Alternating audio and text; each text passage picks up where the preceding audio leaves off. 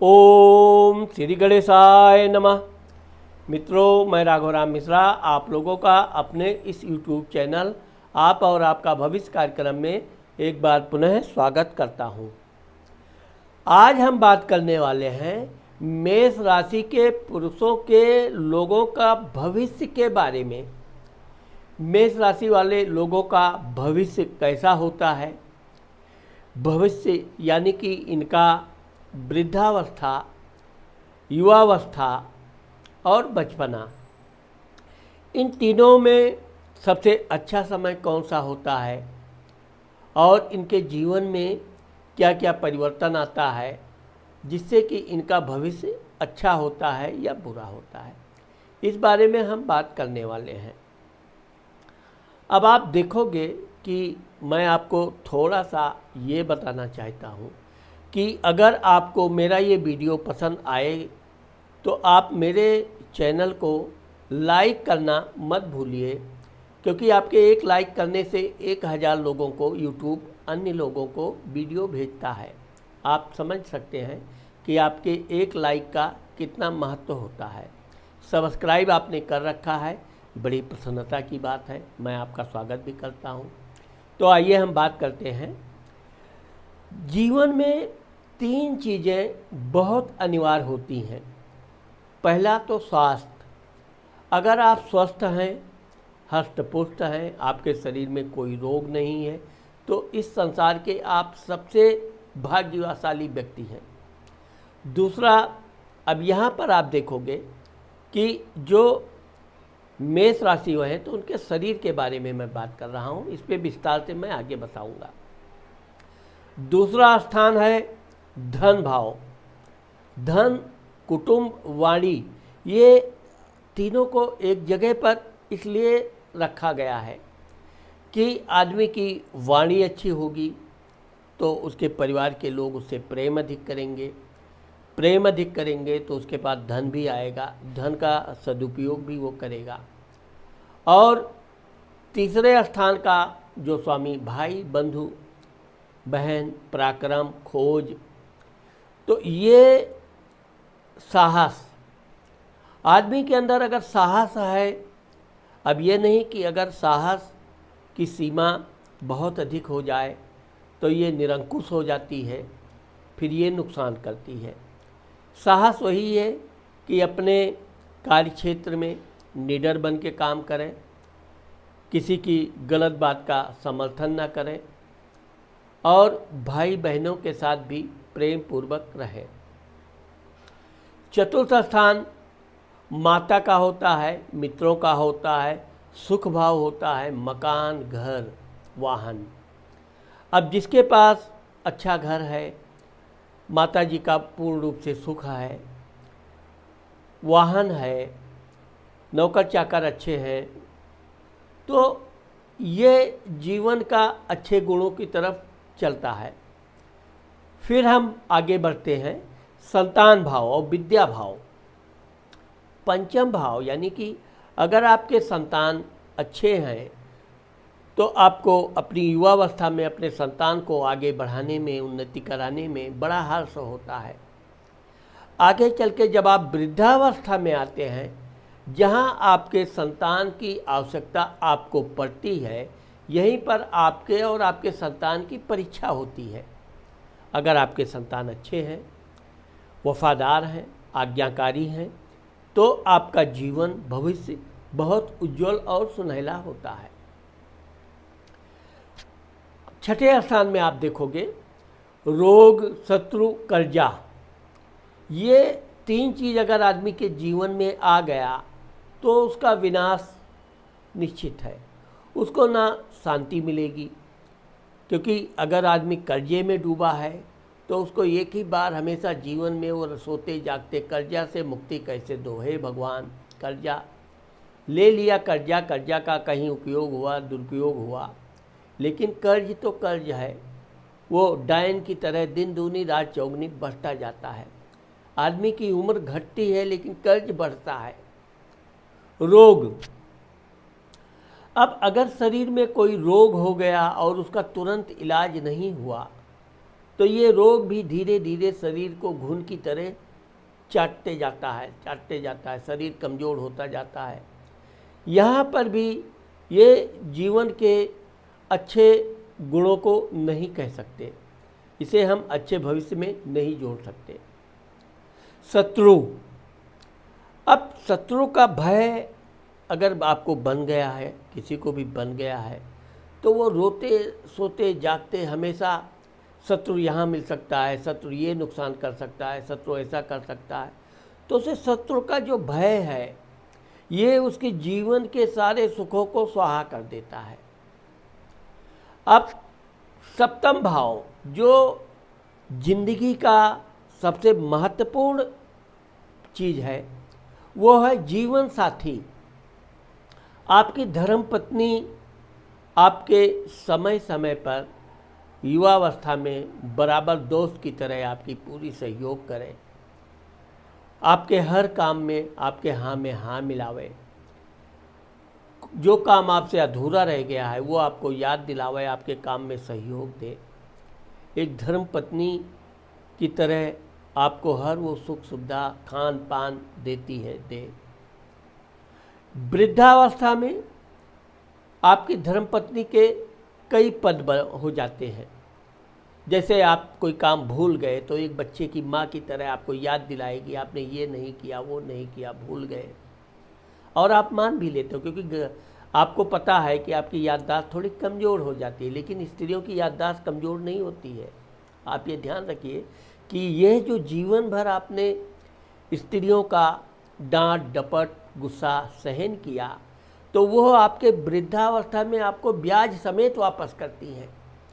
फिर वो वृद्धावस्था में थोड़ा सा भी आप घर के बाहर गए तो आपके घर की आपकी धर्मपत्नी को चिंता सताए रहेगी, कहाँ गए, कहीं ऐसा तो नहीं, किसके साथ बैठ गए, परेशान हो जाएगी। कभी कभी तो ढूंढने भी निकल पड़ती है, कहाँ रह गए। आज के ज़माने में तो चूँकि मोबाइल सुविधा हो गई है, फ़ोन सुविधा हो गई है, तुरंत फ़ोन लगाएगी, कहाँ हो, क्या है। तो यह जिंदगी का सबसे महत्वपूर्ण इसीलिए कहा गया है कि अर्धांगिनी, आपके जीवन के आधा अंग की वो स्वामिनी हो जाती है। वो आपको वृद्धावस्था में पता चलता है। आपके कपड़े में कोई बटन टूट गया, क्या हो गया, आपको याद भी नहीं, वो बटन वटन लगा के थोड़ा गुस्सा भी करेगी, कुछ बोलेगी भी, लेकिन यह है कि आपको अटूट प्रेम करेगी। आपको कुछ ना हो, उसको उसका सुहाग जीवित रहे, स्वस्थ रहे, इसके लिए हर वो उपाय करेगी। थोड़ा सा आपको खांसी आ गई तो वो बिल्कुल घर मकान सब एक कर देगी, बच्चों को लेके अस्पताल ले चलो, डॉक्टर के पास ले चलो। तो जो वृद्धावस्था में धर्मपत्नी का सुख आनंद सेवा भाव देखने को मिलता है, ऐसे लोगों का जीवन बड़ा सौभाग्यशाली होता है। इनके भाग्य की जो तुलना की जाए तो बहुत से लोग इनके भाग्य के देखकर ईर्ष्या करते हैं। ये कितनी समझदार पत्नी है, कितना ध्यान रखती है। आपको लगेगा अरे वो तो हमको दिन भर चिल्लाती रहती है, हमारे हर काम में कुछ ना कुछ बोलती रहती है, लेकिन आपका ध्यान कितना रखती है इसकी कल्पना आपको अपने वृद्धावस्था में पता चलता है। अब दुर्घटना मृत्यु एक्सीडेंट का स्थान आता है। इसका चूँकि जीवन से कोई ये सब अचानक घटनाएं होने वाली बात है, इस बात का कोई विशेष वो नहीं है। आपका धर्म और भाग्य नवम भाव, यहाँ पर क्या है कि आप वृद्धावस्था में भगवान की कितनी पूजा करते हैं, भगवान का कितना ध्यान करते हैं। ये ध्यान करने से आपको एक अटूट अनुभव प्रसन्नता का मिलता है। ऐसा लगता है कि आप भगवान के बहुत करीब जा रहे हैं, भगवान के साथ आपका वार्तालाप हो रहा है। ऐसे ऐसे आपको वाइब्रेशन आएंगे, अनुभव होगा कि आपने भगवान की पूजा कर ली, तो एक बड़ा आत्मसंतोष होगा, बड़ा अच्छा लगेगा कि अरे मैंने आज पूजा करके कितना अच्छा काम किया। अब चूँकि दशम घर ये पिता मान सम्मान प्रसिद्धि, इस स्थान को आपको जीवन के ये भी सौभाग्य योग में आता है। आपका मान सम्मान प्रसिद्धि समाज में कैसा है, लोग आपको देखकर आपके प्रति सहानुभूति रखते हैं, आपका सम्मान करते हैं, आपने उन लोगों के लिए जो भी सेवा भाव किया, जो भी इनकी सहायता किया, उसका वो लोग एहसान मानते हैं। आप बहुत बड़े पद से रिटायर हुए, बहुत बड़े पद से हो, लेकिन आपने अपने आसपास के लोगों को, गरीबों को, दुखियों को सहायता नहीं की, तो वो लोग आपको उस सम्मान दृष्टि से नहीं देखेंगे। आप चाहे जितने बड़े पद से रिटायर होके आए हों, या आप कितने भी बड़े उद्योगपति हों, लेकिन आपने गरीबों की सहायता नहीं की है, तो लोग आपको उतना सम्मान नहीं देते हैं। अब चूँकि लाभ भाव जीवन में, भविष्य देखने में लाभ भाव का विशेष स्थान होता है कि आपके जीवन में आपने क्या क्या लाभ कमाया, भविष्य में भी आप अपने वृद्धावस्था में ऐसा कौन सा काम कर रहे हैं जिससे आपको लाभ मिल रहा है। तो लाभ का विशेषकर युवावस्था में बहुत बड़ा योगदान होता है, क्योंकि आदमी अपना जो कुछ भी बना पाता है, कमा पाता है, बचा पाता है, युवावस्था में ही उसकी ये सब संभव है। वृद्धावस्था में आदमी को लाभ की कोई बहुत आशा नहीं करनी चाहिए। आप व्यापार बिजनेस करते हैं, व्यापार बिजनेस अपने बच्चों को, भाइयों को, किसको दे दिया, आप एकांकी जीवन व्यतीत करने लगे, तो यहाँ पर लाभ स्थान का मतलब सिर्फ युवावस्था से है। व्यय स्थान, अब आप कुंडली में देखोगे कि 12वां स्थान जो खर्च स्थान है, तीर्थ यात्रा, यात्रा, खर्च, तो आपने खर्च वाले स्थान में क्या क्या सावधानी वृद्धावस्था में किया, क्योंकि खर्च किसी का रुकने वाला नहीं है। भगवान ने पेट दिया है तो भोजन चाहिए, शरीर दिया है तो वस्त्र चाहिए, शौक दिया है तो अच्छे अच्छे कपड़े, वाहन इत्यादि। तो वृद्धावस्था में विशेषकर आपके खर्च में कमी नहीं आ रही है, तो आपका उतना बैंक बैलेंस है क्या, आपको उतना लाभ आ रहा है। तो बहुत से लोग इसीलिए वृद्धावस्था में एकाकी जीवन जीने लगते हैं, बहुत से सुखों को त्याग कर देते हैं, बहुत से फालतू व्यंजन छोड़ देते हैं। ये वैसे तो इनके स्वास्थ्य के लिए बहुत अनिवार्य हो जाता है, और साथ ही साथ वो बहुत से अपनी तमाम बुराइयों को त्याग देते हैं। तो अब मेरे कहने का अर्थ ये है कि मेष राशि के लोगों का जो भविष्य होता है, ये शुरू में बहुत जोशीले होते हैं, देश सेवा, समाज के लिए कुछ बहुत बड़ा करना चाहते हैं, और इसमें ये सफल भी होते हैं। बस इनको अपने घर के लोगों के साथ विशेषकर उलझने की ज़रूरत ना हो। अगर घर वाले इनसे उलझना भी चाहें, इनको उलझाना भी चाहें, तो ये अपने पारिवारिक जीवन से जितना कम विवाद करेंगे, उतना जल्दी ये और उतने सफल व्यक्ति होंगे। अब चूँकि मैं आपको बताया हूँ कि मैं आपके वीडियो के अंत में कुछ ऐसे उपाय भी बताऊँगा जिससे आपका भविष्य बहुत उज्जवल और सुख शांति से व्यतीत हो। अब कुटुंब के लोगों में, क्योंकि आपके पास अधिक धन है तो लोग लालच करेंगे, ईर्ष्या भी करेंगे, तरह तरह के बुद्धि लगाएंगे कि आपका धन कैसे उनके पास चला जाए, आपकी झूठी प्रशंसा करेंगे। प्रशंसा में भी इतनी, यहाँ पर मेष राशि वाले धोखा खा जाते हैं, क्योंकि इनको अपनी प्रशंसा और झूठी प्रशंसा तो बहुत प्रिय होती है। जो नहीं भी किया आपने तो हाथी पे चढ़ के शेर को मार दिया, कर किया कुछ नहीं, लेकिन इनको बड़ा अच्छा लगेगा, कोई किसी के सामने इनकी प्रशंसा हो रही है, झूठी प्रशंसा, सरासर झूठी। लेकिन मेष राशि वालों में एक कमी ये है कि इनको अपनी प्रशंसा पर कभी खुश नहीं होना चाहिए, और उसके प्रशंसा करने वाले को कभी कोई सहायता नहीं करनी चाहिए। सत्य वचन बोलने वाले को हमेशा अपने पास रखना चाहिए, उसकी सहायता जब समय पर जरूर करनी चाहिए, लेकिन झूठी प्रशंसा वालों से जितना दूर रहेंगे मेष राशि वाले, उतना इनका जीवन सफल रहेगा। अब कभी कभी ये अपनी माँ से भी थोड़ा नाराज़ हो जाते हैं। मैं कुंडली में चतुर्थ भाव की बात कर रहा हूँ। भाई बहनों की बात इसलिए नहीं कि भाई बना तो बांट बना, आगे चल के भाई अलग अलग अपना काम करने लगे तो उसका कोई विशेष मतलब नहीं रह जाता है। तो इनको अपनी माँ से कभी क्रोध नहीं करना चाहिए, जितना आप अपनी माँ से प्रेम करोगे, उनकी आज्ञा का पालन करोगे, आप ये समझो कि आपने की माँ ने अगर आपको गलत भी डांट दिया तो वो भगवान का आदेश है, सहन कर लो। माँ है, एक बार आप माँ की बात नहीं टालोगे, उससे क्रोध नहीं करोगे, आप जीवन में कभी दुखी नहीं रहोगे।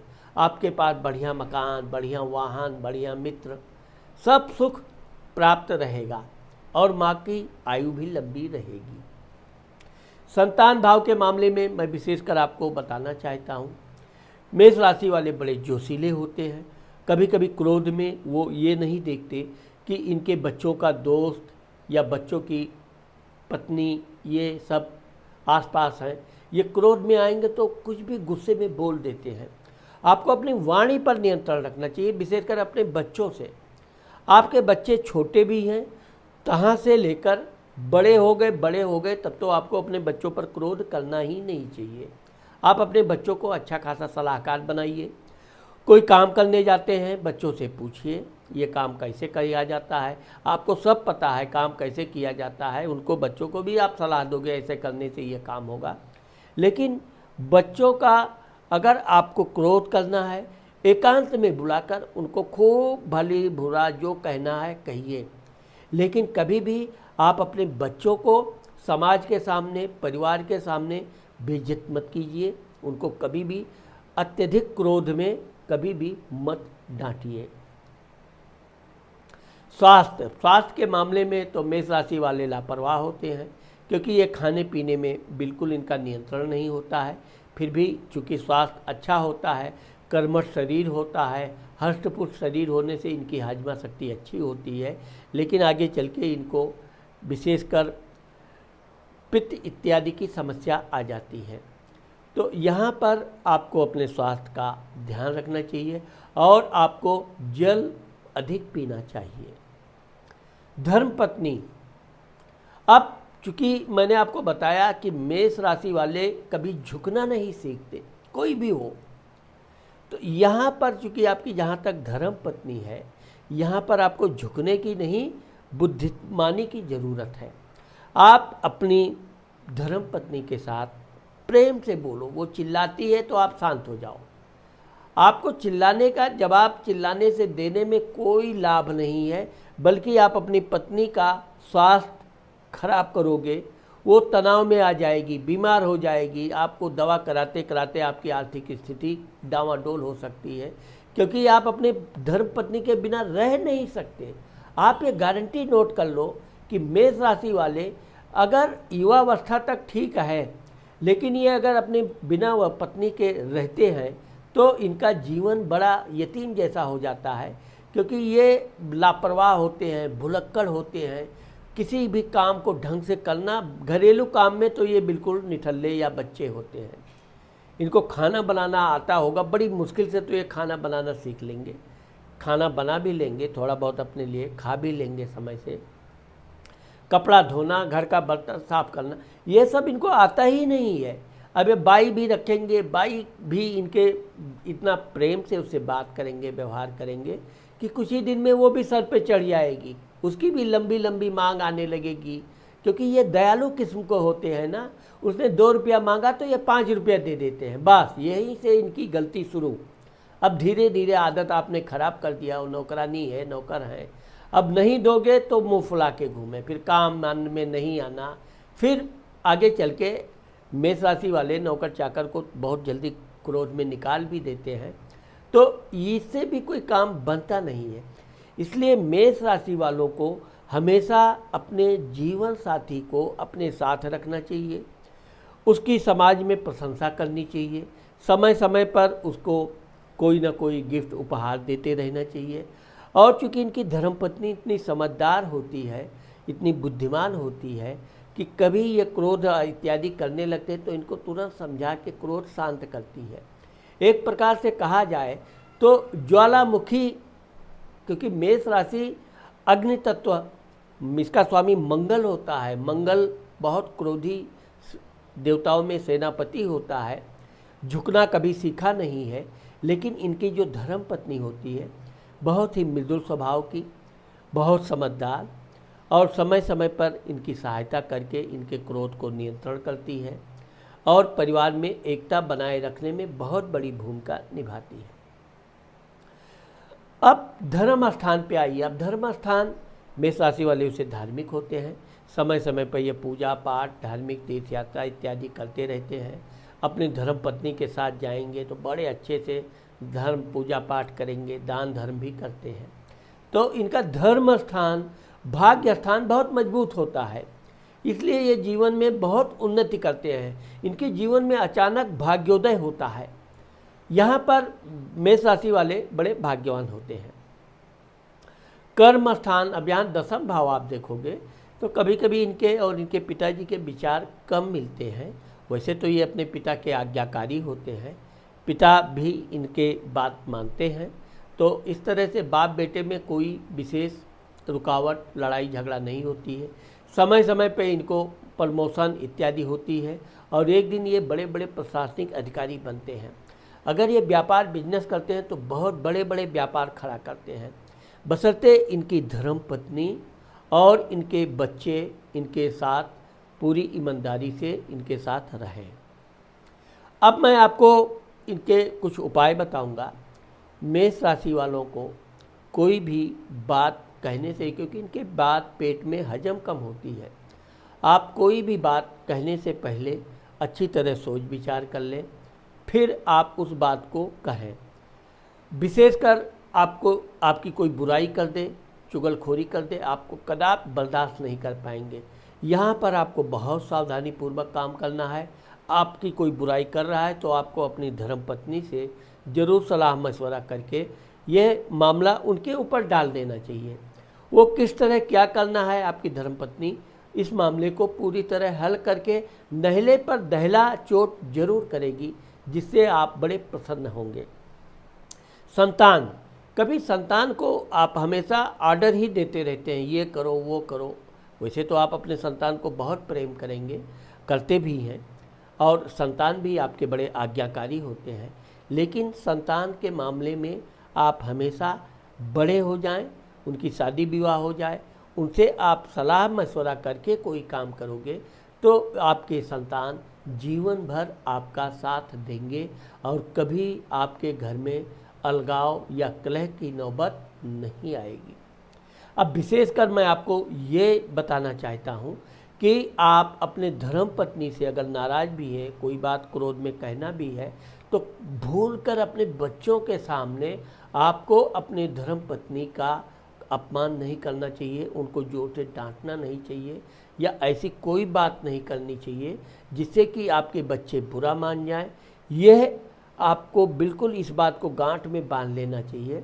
आपको अपने धर्म पत्नी के साथ कोई भी बात करनी है एकांत में कीजिए, और क्रोध भी करना है, डांटना भी है, समझाना भी है तो एकांत में कीजिए, जिससे आपके बच्चों पर कभी भी नेगेटिव असर ना पड़े। तो इस तरह से आप, लेकिन आपको एक ज़रूरी यह है कि आपको हनुमान जी की सेवा करते रहना चाहिए, हनुमान चालीसा का पाठ करते रहना चाहिए। यदि आपको संभव है तो कोई सोने का अंगूठी, ब्रेसलेट, चैन कुछ धारण कर लीजिए। अगर आप सोना नहीं धारण कर सकते हैं तो तांबे का कोई भी अंगूठी, ब्रेसलेट आप अपने शरीर में कहीं भी धारण करे रहेंगे तो इससे आपको पित्त की समस्या नहीं आएगी।